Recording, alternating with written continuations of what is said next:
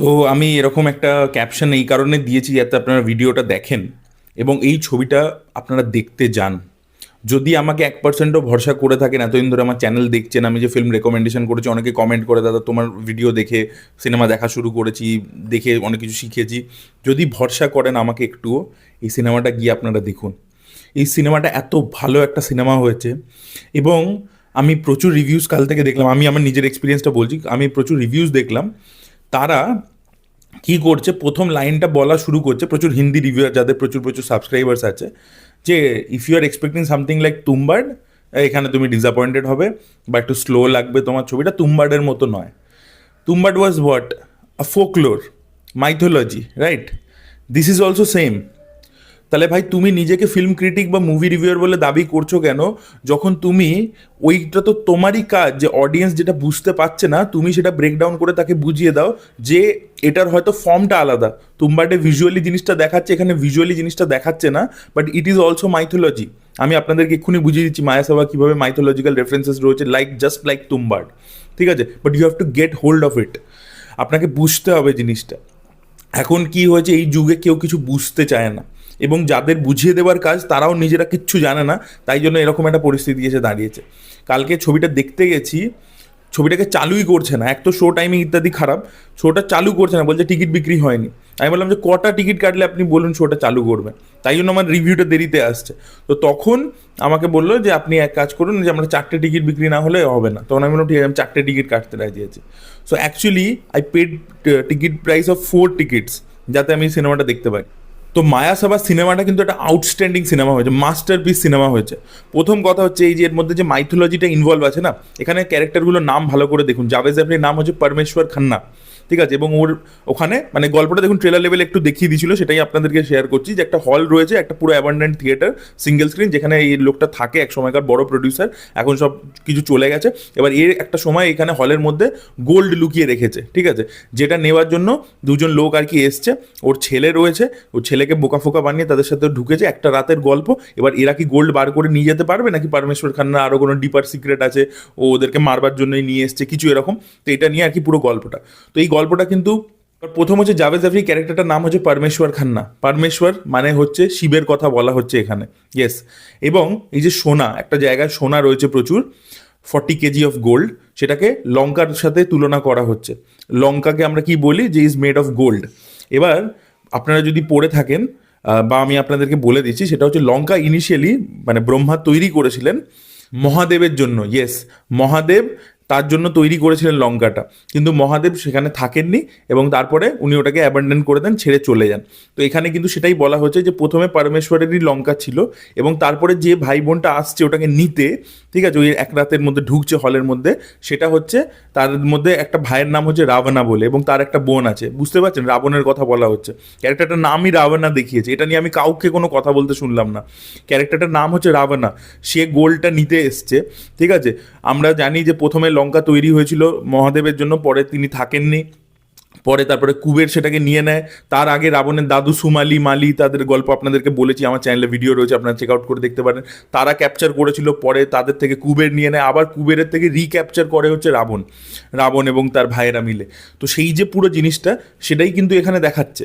এবং এখানে এই যে ক্যারেক্টারটা, যেটা যে তুম্বাডে যে ছেলেটা প্লে করেছিল, যে সোহমশার ছেলে করেছিল এবং দাদিটাও করেছিল, তো সেই ছেলেটা তো এখানেও রয়েছে। এবার মোহাম্মদ সামাদ বলে, এবার ও যে ক্যারেক্টারটা প্লে করছে ওর নাম হচ্ছে ভাসু সেন বলে, ভাসু সেন বলে ওকে জাভেদ জাফরি বলে যে না আমার ভাসু সেন আমার ছেলে। ভাসু সেন হচ্ছে কর্ণর নাম, কর্ণ যেহেতু কবজ এবং কুণ্ডল নিয়ে জন্মেছিল, তাই জন্য তার নাম হচ্ছে ভাসু সেন, আপনারা চেক আউট করে দেখে নিতে পারেন। এবং এখানে ক্যারেক্টারটার যে নেচারটা দেখিয়েছে, যে ক্যারেক্টারটা দানবীর, যখন সব কিছু সে জেনে গেল তা সত্ত্বেও সে he is ready to do, মানে ওটার জন্য ওর কোনো লোভ নেই, হি ক্যান গিভ এনিথিং, মানে ও যে কোনো জিনিস ডোনেট করে দিতে পারে, যেটা কর্ণর ক্যারেক্টারিস্টিক্স ছিল। এবং এই ছেলেটার জন্ম যেভাবে হয়েছে, একজন জারজ সন্তান, ইললেজিটিমেটেড চাইল্ড, এর কোনো স্বীকৃতি নেই, এর মানে একে এই অ্যাবান্ডেন্ট করে দিতে চেয়েছিল, মাই অ্যাবান্ডেন্ট করে দিতে চেয়েছিল। তো সেই যে পুরো অ্যাঙ্গেলটা, সেটা আপনারা বুঝতেই পারছেন কর্ণর সাথে ভেরি সিমিলার, যে কুন্তি তাকে জন্মের পরবর্তীতে জলে ভাসিয়ে দিয়েছে, নিজের কাছে রাখতে চায়নি। তো এর মধ্যে তো পুরোটাই মাইথোলজি, পুরোটাই মাইথোলজির গল্প। কোথায় আমি তো দেখতে পেলাম না এটার মধ্যে কোথায় তুম্বাডের মতো মাইথোলজি নেই, আপনি বুঝতে পারছেন না সেটা। আর আর যার আমি বুঝলাম যে জেনারেল অডিয়েন্স যদি এই কথাটা বলে আমার কোনো প্রবলেম নেই, কিন্তু যারা সিনেমাটা দেখতে গেছে নিজেদেরকে মুভি ক্রিটিক বা রিভিউয়ার বলে দাবি করছে, সে কি করে এটা বলতে পারে যেটার মধ্যে মাইথোলজি নেই? ঠিক আছে, ইট ইজ আ মাইথোলজিক্যাল টেল। এবার সেকেন্ড লেয়ারে যদি আসি, এটা হচ্ছে রাই অনিল বার্বের কাছে খুব পার্সোনাল একটা ছবি। যেরকম অনুরাগ কাশ্যপের নো স্মোকিং ছিল, সেটাতে সেরকম যে অনেকগুলো বক্তব্য রেখেছিল যে তার যে ছবিগুলো আটকে দিচ্ছিল, সেন্সার পাস করতে দিচ্ছিল না, ব্ল্যাক ফ্রাইডের ক্ষেত্রে হয়েছিল, গুলাল ওয়াজ স্টাক, তো সেটাই কোথাও নো স্মোকিংয়ে ওর একটা এক্সপ্রেশন হিসাবে বেরিয়ে আসে। এবং নো স্মোকিং পুরোটাই হচ্ছে যেহেতু কাফকাকে মানে কাফকার গল্প থেকে অ্যাডাপ্ট করে হয়েছে কুইটার সিন, তো সেখানে পুরো জিনিসটাই একটা অ্যাবস্ট্রাক্ট ওয়েতে জিনিসটা আনফোল্ড করে। বাট এখানে কিন্তু একটা কিন্তু লিনিয়ার স্টোরি রয়েছে, কিন্তু জিনিসটা অ্যাবস্ট্রাক্ট নয়। এবার রাই অনিল বার্বের ক্ষেত্রে এটা নো স্মোকিং কেন, যে ওর যে পার্সোনাল যে ফ্রাস্ট্রেশনটা রয়েছে সেটা কোথাও গিয়ে বেরিয়ে আসছে, সেটা এখানে বেরিয়ে আসছে। যেখানে যারা এসছে ওর কাছে, ওর এই পুরো মানে এত দিনকার ফ্রাস্ট্রেশন, ও সেই সিনেমাকে নিয়ে পড়ে আছে, ওর পুরনো, ও তুম্বাড কত বছর ধরে বানিয়েছে, 12 বছর ধরে বানিয়েছে, গল্প 90s লিখেছিল, তো সেটা নিয়ে ওইটার ওপরই ও বসে আছে এতদিন ধরে। এবং প্রডিউসার যারা এসছে তারা খালি ওই বক্স অফিসটাই দেখছে, তারা কিন্তু তুম্বাডকে এনক্যাশ করে তুম্বাড 2 বানাচ্ছে, সেটার সাথে কিন্তু রাহি অনিল বার্বে কোনোভাবে যুক্ত নেই, ঠিক আছে? কিন্তু তার ব্রেন চাইল্ডই হয়েছে, এবং সে এখন আর বদার্ডই নয়, সে বলছে হ্যাঁ ভাই তুই তুম্বাড 2 বানিয়ে নে, আমি ওই গল্পটা বলতে চাই না, তুম্বাড 2 নাম দিয়ে করতে চাই না। তো সে মুভ অন করে গেছে কিন্তু ওখান থেকে। তো সেই যে প্রবলেমটা সোহম শাহর সাথে হয়েছিল, ওর সোহম শাহ ফিল্মসের সাথে, সেই পুরো ব্যাপারটাকেই কিন্তু অ্যাকচুয়ালি এই গল্পের মধ্যেও ক্যাপচার করেছে। বা আরও একটা দিক দিয়ে এইভাবে আপনি ভেবে দেখতে পারেন যে সিনেমা পুরো লাইন, সেখানে প্রচুর কেচ্ছা রয়েছে। সিনেমাকে প্রতি 5 বছর 10 বছর অন্তর বলা হয় নতুন টেকনোলজি এলে it's a dyeing medium, cinema শেষ হয়ে যাচ্ছে, সিনেমা মরে যাচ্ছে, এবং সেখান থেকে তার মধ্যেই কিন্তু গোল্ড লুকিয়ে আছে কোথাও গিয়ে। যে ওটাকে ধরে পড়ে থাকবে, যে ওটার প্রতি একদম নিষ্ঠা দেবে, যেরকম সেই রেখা চিত্রম বলে মালায়ালাম ছবিটাতে কি দেখেছিল, ইট ওয়াজ এ থ্রিলার ফিল্ম, কিন্তু ওখানে বক্তব্য কি বলছো যে তুমি যদি সিনেমাকে ভালোবাসো, সিনেমাও কিন্তু তোমাকে পাল্টা কিছু দেবে। এই এত রটেন ফিল্ম ইন্ডাস্ট্রি, টেকনোলজি নতুন আসছে, বলছে সিনেমা শেষ হয়ে যাবে, এত কেচ্ছা, এত প্রবলেম, লোকে পাগল হয়ে যাচ্ছে, লোকে এরকম দেখা গেছে বড় ডিরেক্টর বড় হিরো পরবর্তীকালে ভিখিরি হয়ে গেছে, বাট তার মধ্যেও কিন্তু গোল্ড লুকিয়ে রয়েছে। যে ওই নিষ্ঠাটা দেখাবে, যে সিনেমাকে ভালোবেসে কাজ করবে, সে কিন্তু he will hit that gold spot. তার মধ্যে থেকেই তো বড় ডিরেক্টর, বড় অভিনেতা, বড় রাইটার সব বেরিয়েছে, বড় মিউজিশিয়ান, তো সেইটাকে আর কি কোথাও গিয়ে হাইলাইট করছে। তো সেটাও আপনি ওইভাবে দেখতে পারেন। আর একটা কোথাও গিয়ে এইভাবে দেখতে পারেন যে রাই অনিল বার্বের যে পার্সোনাল যে ফ্রাস্ট্রেশনটা ছিল, যে তার সব সিনেমা সিরিজগুলো আটকে যাচ্ছে, লোকে তার খালি আইডিয়াগুলোকে এনক্যাশ করে নিতে চাইছে, সেটা নিয়ে পালিয়ে যেতে চাইছে, সেটার উপর সিকুয়েল ইত্যাদি বানাতে চাইছে। এটা অ্যাকচুয়ালি আমি তুম্বাটকে কেন কেন্দ্র করে বলছি, বিকজ এই ছবিটা অ্যাকচুয়ালি 2018তেই মায়াসাবাও শ্যুট করেছিল, এবং ছবিটা টেকনিক্যালি ব্রিলিয়েন্ট ছবি। ছবিটা 1 কোটি টাকার থেকেও কম প্রোডাকশন বাজেটে তৈরি, ছবিটা প্রচণ্ড ইন্ডিভাবে তৈরি করা হয়েছে। এবং এই কারণেই মানে তুম্বাডের ক্ষেত্রে কি একটা বাজেট ছিল 5 কোটি, সেটাও মানে তুম্বাডও যেটা অ্যাচিভ করেছিল 5 কোটি টাকাতে, সেটা মানে আউটস্ট্যান্ডিং ছিল। এটা 1 কোটি টাকার থেকেও কম বাজেটে বানিয়েছে, যেখানে বুঝতে পারছেন বম্বের মতো জায়গাতে 1 কোটি টাকার থেকে কম বাজেটে একটা ছবি বানানো, সেখানে প্রত্যেকটা ফ্রেম যা রিচ, যেভাবে লাইটিং করেছে, যেভাবে ধোঁয়া ইউজ করেছে, যেভাবে সাউন্ড ডিজাইন করেছে, যেভাবে পুরো একটা অ্যাম্বিয়েন্স বানিয়েছে ক্লস্ট্রোফোবিক, সেটা আউটস্ট্যান্ডিং। এবং পুরো ছবিটা দাঁড়িয়ে আছে হচ্ছে it's like a stage play, পুরোটাই হচ্ছে অ্যাক্টারের পারফরমেন্সের উপর দাঁড়িয়ে আছে। এবং পরমেশ্বর খান্নার ক্যারেক্টারটা এতটা কমপ্লিকেটেড, বারবার ভুলে যাচ্ছে কী করছে, মানে ইমোশনালি প্রচণ্ড ভোলাটাইল একটা ক্যারেক্টার, একটা ন্যারেটিভ গল্প একটা মনের মধ্যে নিজেকে কনভিন্স করার জন্য বানিয়ে রেখেছে। সেই যে পারফরমেন্সটা দরকার ছিল জিনিসটাকে কনভিন্সিং বানানোর জন্য, সেটা জাভেদ জাফরি যা পারফরমেন্স দিয়েছে, কেরিয়ার বেস্ট পারফরমেন্স দিয়েছে, আউটস্ট্যান্ডিং। প্রত্যেকটা ক্যারেক্টারের যে লুক, মেকআপ, এইগুলো যে করেছে, পুরো যে মেকিংটা, পুরো আপনাকে মনে হবে, আপনার মনে হবে যে আপনি ওখানে ট্রান্সপোর্টেড হয়ে গেছেন, এতটাই ভালো। যেটা তুম্বাডের ক্ষেত্রেও হয়েছিল, এখানেও সেটা সেম হচ্ছে সিনেমা হলের মধ্যে। পুরো ক্লস্ট্রোফোবিক একটা এফেক্ট, পুরো ধোঁয়া, ফ্রেমসগুলো দেখা যাচ্ছে না, ক্যারেক্টার্সগুলো হাতে নিজেরা লাইট নিয়ে হাঁটছে, তো যা মেকিং হয়েছে আউটস্ট্যান্ডিং।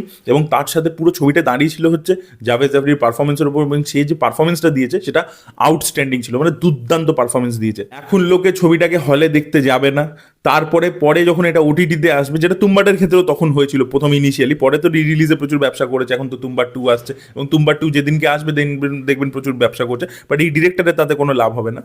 এবং কথাটা হচ্ছে কি, এখন আপনারা এই ছবিটাকে চান্সই দিলেন না। আমি তো এই ছবিটার জবে থেকে টিজার এসছে, ট্রেলার এসছে, প্রত্যেকটা নিয়ে কথা বলছি, লোকে দেখবে, সেগুলো শুনবে, পরবর্তীকালে কিন্তু সে গিয়ে কি করবে, যে যখন এটা ওটিটি বা কোথাও আসবে সেখান থেকে দেখবে, বা পাইরেটেড ভার্সন দেখবে, কিন্তু হলে কিছুতেই যাবে না।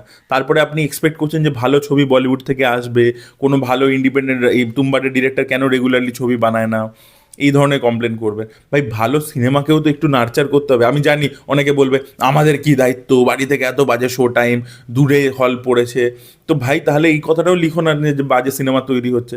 কারণ যখন বাজে সিনেমা হয় তখন তুমি কিন্তু চলে যাও, অ্যাভারেজ সিনেমা তুমি দেখে নাও, তখন গলা ফাটাও, কিন্তু তুমি ভালো সিনেমার জন্য একটু এফর্ট মারতে রাজি নও, তাহলে আর তুমি কি করে এক্সপেক্ট করো যে ভালো সিনেমা বেরোবে এই এনভায়রনমেন্টে, যেখানে সব কিছুই নাম্বার গেম, সব কিছুই অ্যালগোরিদম বেসড হয়ে আছে। যে মার্দানি 3 বেরিয়েছে, ছবিটা পুরোটাই হচ্ছে অ্যালগোরিদম বেসড একটা ছবি।